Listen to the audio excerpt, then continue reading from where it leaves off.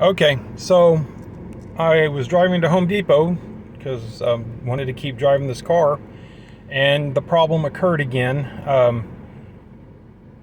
And it was, I haven't checked codes yet, I haven't gotten home yet, but as you can see, the check engine's light on and the AT light is not on yet.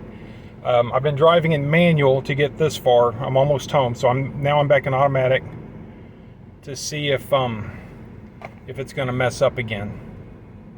But it messed up pretty quickly after it messed up the first time. So we'll see if it does it now.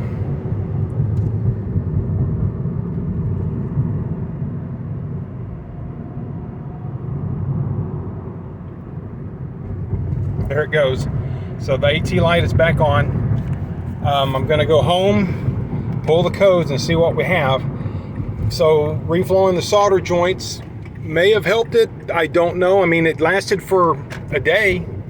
Current temperature outside is 96 degrees, so it's warm. Maybe that's a contributing factor. But I don't know if it's the computer or the shift solenoid, the shift A solenoid, or the VSS speed sensor.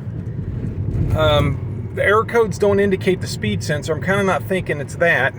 Could be a connection problem, because it seems like every time I take that computer out and back in, it works for a while before it starts screwing up. So maybe that's the problem. I don't know.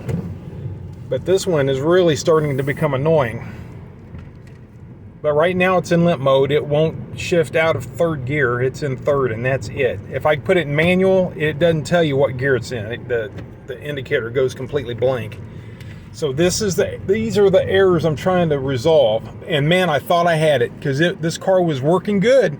But driving to Home Depot, it was shifting really weird, and I thought, well, God, I hope it's okay. Well, it's not. So as you can see, the problem is on the left-hand side, the engine light is on, and on the right-hand side, the AT light is on. I'm going to pull the codes and see what they say.